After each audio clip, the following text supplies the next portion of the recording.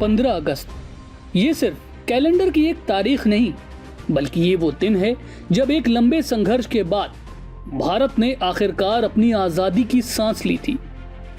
और अगर उस आजादी की कहानी में कानपुर का भी जिक्र हो तो फिर तो तस्वीर और भी ज्यादा खास हो जाती है। कानपुर सिर्फ एक औद्योगिक शहर नहीं है, बल्कि आजादी की लड़ाई के दौर में भी यहाँ की गलियों और बाजारों में बदलाव की आवाज सुनाई देती थी।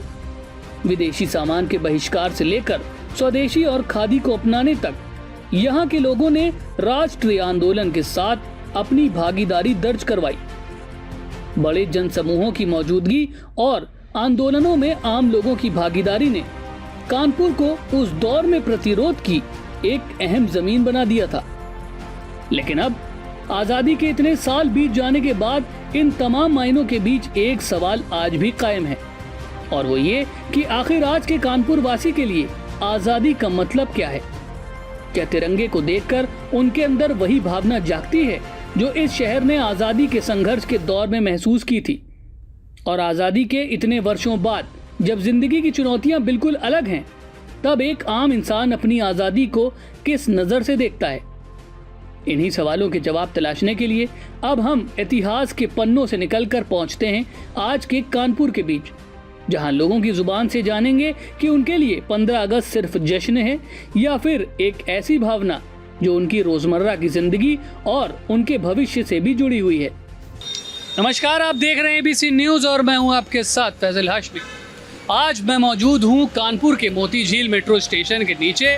मौसम सुहाना है और हम यहाँ के लोगों से जानेंगे कि आज़ादी के उनकी नज़र में क्या मायने, कानपुर की क्या भूमिका रही है भारत की आज़ादी में। कानपुर की बहुत महत्वपूर्ण भूमिका रही है आज़ादी में, और यहीं से आप ये स्वतंत्रता का बिगुल बजा है बिठूर से, नाना साहब से जी। तो आप ये मान के चलिए कि कानपुर की जनता में आज भी हम देखते हैं, और कहीं भी शहर में या और किसी प्रदेश में या प्रांत में, जितनी अच्छी तरीके से हमारा 15 अगस्त, 26 जनवरी, कोई भी राष्ट्रीय पर्व हो, जितनी अच्छी तरीके से कानपुर में मनाया जाता है उतनी अच्छी तरीके से कहीं नहीं मनाया जाता। क्या नाम है सर आपका? हमारा नाम है जैद भाई। जैद जी।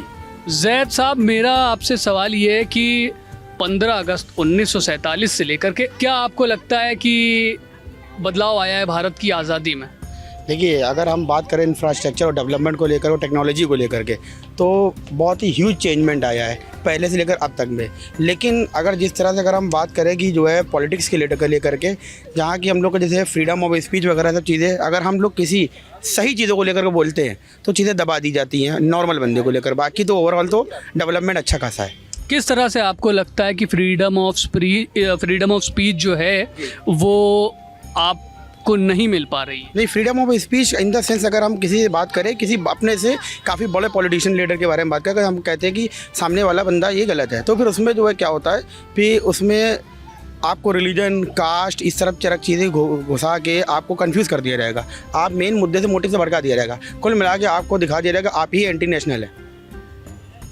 सर, जेनजी प्रोटेस्ट जो हुआ जंतर मंतर पर, तो इसको लेकर के आपको क्या लगता है, जो डिमांड थी जेनजियों की वो कहीं ना कहीं सही थी या नहीं सही थी? आपका क्या एंगल है? नहीं, देखिए, बात है जैसे कि NTO को लेकर के जो है नीट पेपर का जो एग्ज़ाम लीक हुआ था उसको लेकर के प्रोटेस्ट हुआ था। तो अभिजीत दीपके जो थे, जो CGP की जो फाउंडर थे, उन्होंने जो है ये प्रोटेस्ट को स्टार्ट किया। और मेन काम इसका ये था, मोटिव था कि धर्मेंद्र प्रधान जो शिक्षा मंत्री हैं उनका इस्तीफे को लेकर के डिमांड चल रही थी। इसमें काफ़ी टाइम लगा, लेकिन हाँ, सक्सेस मिली। सही, अच्छी चीज़ है हमारे अकॉर्डिंग। तो ये है कि आपके हिसाब से मतलब महिलाओं की आज़ादी क्या होनी चाहिए? कि वो फ्रीली रात में खाने में उनको डर लगता है, थोड़ा बहुत फ्रीयर होता है कि ऐसे कपड़े नहीं पहन सकते हैं और कि कोई क्या कहेगा, ये सब नहीं होना चाहिए। आपके हिसाब से अभी फीमेल्स को वो फ्रीडम नहीं मिल पा रही है? आप देख ही रहे हैं कितने केसेस आ रहे हैं। आपसे भी मेरा यही सवाल है, क्या नाम है आपका? अभय राज। अभय, मेरा आपसे भी यही सवाल है कि जो फीमेल्स हैं उनको फ्रीडम मिलने में क्या प्रॉब्लम आ रही है, क्यों ऐसा हो रहा है कि रात को बाहर निकलने में महिलाएं डरती हैं? नहीं, मुझे तो नहीं लगता कि मुझे तो नहीं लगता कि आज के टाइम में फ़ीमेल घबरा रही हैं या डर रही हैं कि बाहर निकलने के लिए। बट ये है कि कहीं कहीं ऐसा ऑर्थोडॉक्स थिंकिंग के लोग पड़े हुए हैं, जैसे वो कमेंट पास करना कि मतलब ये इसने ऐसा कपड़ा पहना हुआ, वैसा कपड़ा पहना। मुझे लगता है जैसे सोसाइटी है आपको उसके अकॉर्डिंग रहना चाहिए। और अभी के टाइम पे जहाँ भी आप देखोगे वहाँ पे फ़ीमेल फ्रीडम मतलब आराम से, मुझे लगता है कि फ्रीली हर जगह जा रही हैं, हर जगह एंजॉय कर रही हैं सब कुछ। तो मुझे नहीं लगता कि कहीं मतलब कि कोई भी बिल्कुल नहीं रुक जा रहा है या घबरा रहा है या डर रहा है। वो उस एरिया में हो सकता है जैसे जहाँ पे गांव एरिया है और वहाँ पे लड़कियाँ कुछ अच्छा करने के लिए बाहर आना चाहती हैं, बट वहाँ पे हो सकता है उनकी फैमिली कंडीशन या सोसाइटी कंडीशन हो जिसकी वजह से उनको प्रॉब्लम आ रही है कि वो बाहर ना निकल के और ना काम कर पा रही हूँ। किस तरह से जेनजी मूवमेंट देखते हैं? जेनजी जैसे हम लोग हैं, हम लोग एक तरह से जेनजी हैं। और जैसे जेनजी में क्या है, एक ऐसा दे दिया गया है इसको एक नेम जो कि मॉडर्न सोच रखता है और मॉडर्न चीज़ें करना पसंद करता है, जो कि फ्यूचरिस्टिक को देखते हुए। और मतलब अभी करंट सिचुएशन जैसे कुछ चीज़ें अभी हुई है रिसेंटली में, तो जेनजी एक बहुत बड़ा एक पावर भी है, कह सकते हैं कि अगर वो एक साथ हों तो हर चीज़ों को मतलब किया जा सकता है, किसी भी चीज़ों को फॉलो अप किया जा सकता है। और अगर जैसे कुछ ओल्डेस्ट चीज़ों को और न्यू चीज़ों में कन्वर्ट किया जा सकता है।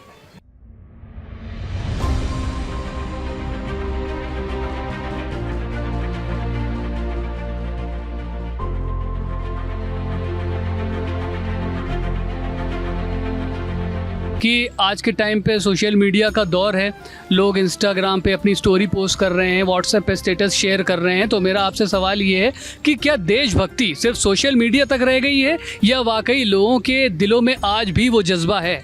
देखिए, अब ये समझदारी की बात है। इसमें 2 पॉइंट के हैं। 50% कुछ यूथ ऐसी है जो सच में जिनके मन में है कि नहीं, अपने नेशन के प्रति जो रिस्पॉन्सिबल रहना है वो करते हैं। बट कुछ ऐसे हैं जो अभी चाइल्डहुड हैं, टीन एज हैं, उनके लिए नहीं कहा जा सकता। उनको एक लगता है ये एक फंक्शन है, सेलिब्रेट कर लिया और अदर रिस्पॉन्सिबिलिटीज़ नहीं है, बट ड्यूटी भी होनी चाहिए। सेलिब्रेट करें, साथ में ड्यूटीज़ को भी अपना ध्यान रखें, ये करना चाहिए। मेरे अकॉर्डिंग यही कहना है। सर, 1947 से अब तक की आपको क्या लगता है कि भारत देश को आज़ाद हुए इतने साल हो गए हैं, किस किस तरह का विकास यहाँ हुआ है और अब पीएम मोदी के नेतृत्व में अब भारत किस दिशा में आगे बढ़ रहा है? बिल्कुल विकास हुआ है। अगर इंफ्रास्ट्रक्चर को देखा जाए और मतलब रोड्स वगैरह देखा जाए या मतलब टेक्नोलॉजी को देखा जाए तो काफ़ी आगे बढ़ चुकी है पहले से। पहले की जनरेशन 1980 की जनरेशन और आज की जनरेशन में बहुत डिफरेंस आ चुका है। टेक्नोलॉजी को लेके चीज़ें बहुत आगे बढ़ चुकी है। मेडिकल को लेके भी बहुत आगे बढ़ चुकी है। मेडिकल भी बहुत इम्प्रूवमेंट हो चुका है उसमें। तो मेरे ख्याल से काफ़ी इम्प्रूवमेंट हो चुका है। कुछ इम्प्रूवमेंट है जो मतलब देखा जाए तो अपना देश बाहर के देशों से थोड़ा पीछे है मेरे ख्याल से 10-20 साल टेक्नोलॉजी में, लेकिन वो भी आगे आगे धीरे धीरे बढ़ ही जाएगा।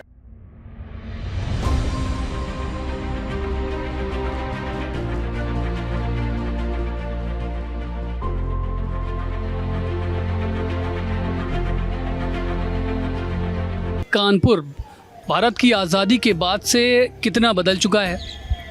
बहुत सारे बदलाव आए हैं और ये पिछले कुछ 5-10 साल में ज़्यादा बदलाव आए हैं। तो लेकिन अभी बहुत सारे बदलाव की ज़रूरत है। जैसे मेट्रो का काम अभी आया है लेकिन पूरे फेज से चालू नहीं है। बहुत सारे ब्रिजेस अभी नहीं हुए हैं। रेलवे क्रॉसिंग का अभी निकलना है, ज़रूरी है। और रोडों की व्यवस्था भी अभी उतनी अच्छी नहीं है, लेकिन बदलाव अभी हो रहा है इस तरीके से। तो क्या और बदलाव आप देखना चाहेंगे? मैं देखना चाहूँगा कि सबसे पहले कि जो ये जाम लगता है, जो सड़कें यहाँ की सही नहीं है, बहुत सारे पुलों की ज़रूरत है। जैसे अपना जरीब चौकी पे अभी एक पुल की ज़रूरत है। उसके अलावा झकरकटी अपना बस अड्डा भी अच्छा होना चाहिए।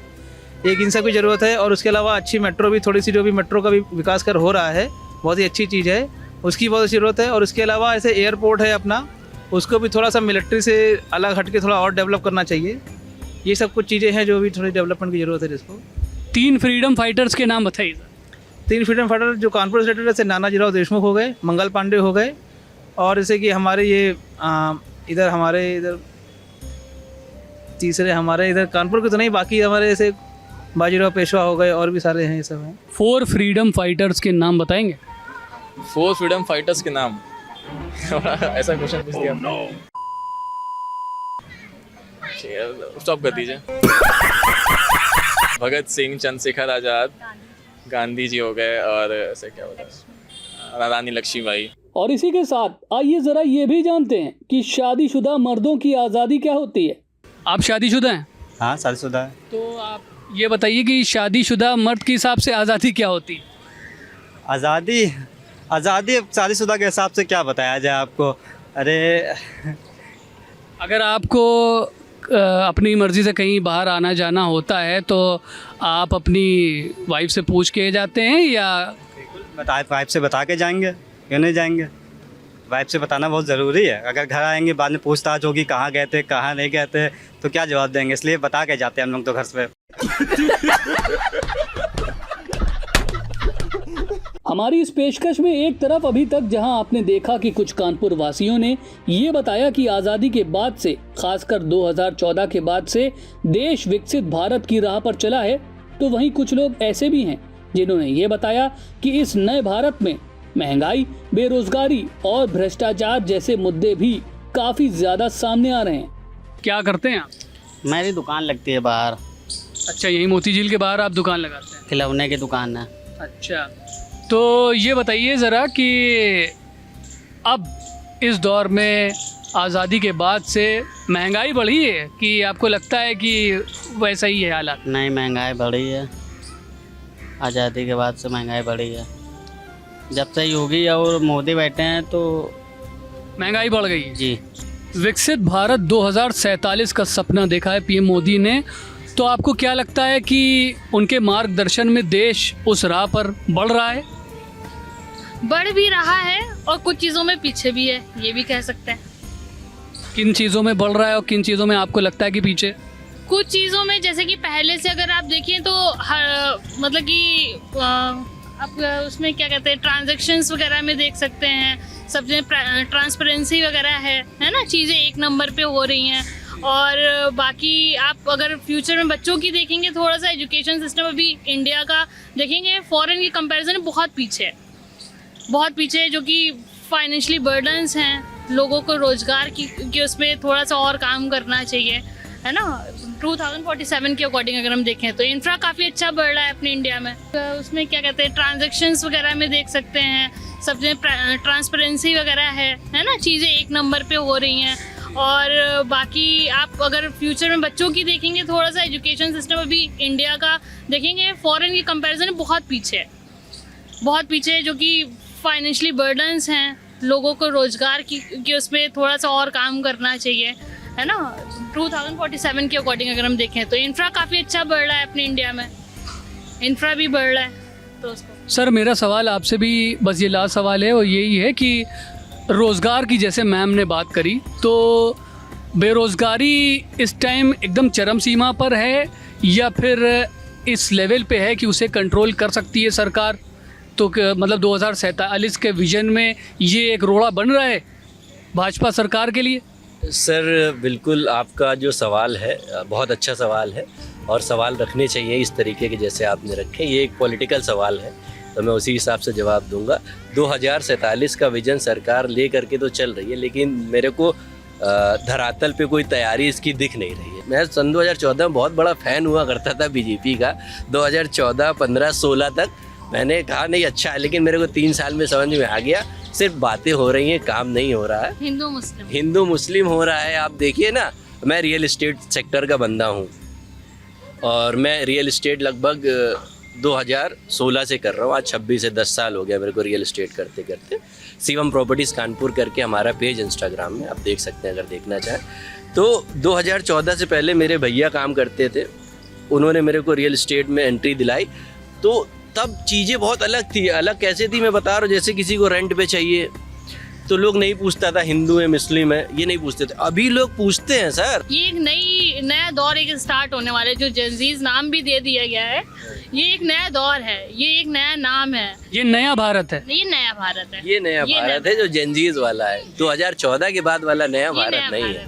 अच्छा लगा, ABC न्यूज़ हमारे कानपुर का ही है, बहुत अच्छा है इनका, बहुत अच्छा चलता है। हम देखते भी है, फॉलो भी करते हैं। आप लोग अच्छा काम कर रहे हैं और इस तरह की सर काम करिए। इस तरह के सवाल हर दूसरे व्यक्ति से पूछिए। हर दूसरे व्यक्ति को अधिकार होना चाहिए अपनी राय रखने का, जैसे मैंने और मेरी धर्मपत्नी ने रखा। तो देखा आपने, ये थी कानपुर की जनता जिसने बताया कि 15 अगस्त का उनके हिसाब से क्या मतलब है। भारत की आज़ादी को इतने साल बीत चुके हैं, 1947 से लेकर अब तक की भारत किस तरह से विकसित हुआ है, लोगों ने अपनी अपनी राय इसमें दी। अब देखना ये होगा कि और आने वाले साल में हमारा देश किस तरह से विकास की राह पर आगे बढ़ता है। जेनजी मूवमेंट जैसे हुआ तो इसके लिए लोगों ने कहा कि हाँ, ये एक नए भारत की तस्वीर बना सकता है। फिलहाल के लिए दीजिए इजाजत और देखते रहिए ABC न्यूज़।